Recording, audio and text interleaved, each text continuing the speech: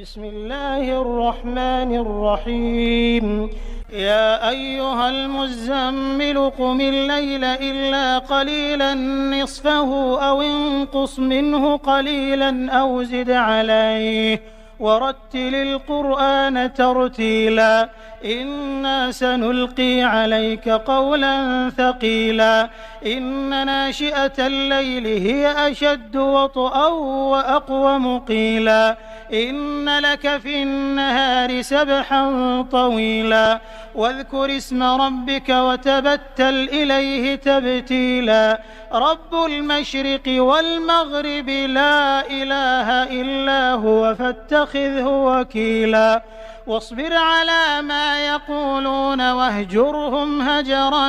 جميلا وذرني والمكذبين أولي النعمة ومهلهم قليلا إن لدينا أنكالا وجحيما وطعاما ذا غصة وعذابا أليما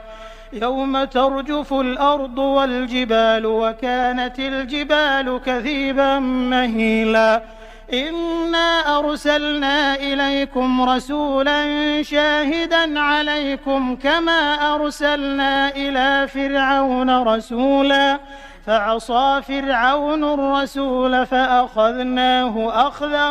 وبيلا فكيف تتقون إن كفرتم يوما يجعل الولدان شيبا السماء منفطر به كان وعده مفعولا إن هذه تذكرة فمن شاء اتخذ إلى ربه سبيلا إن ربك يعلم أنك تقوم أدنى من ثلثي الليل ونصفه وثلثه وطائفة من الذين معك والله يقدر الليل والنهار علم أن لن تحصوه فتاب عليكم فاقرؤوا ما تيسر من القرآن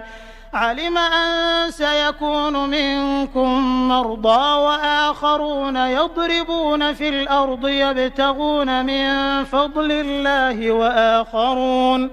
وآخرون يقاتلون في سبيل الله فاقرؤوا ما تيسر منه وأقيموا الصلاة وآتوا الزكاة وأقرضوا الله قرضا حسنا وما تقدموا لأنفسكم من خير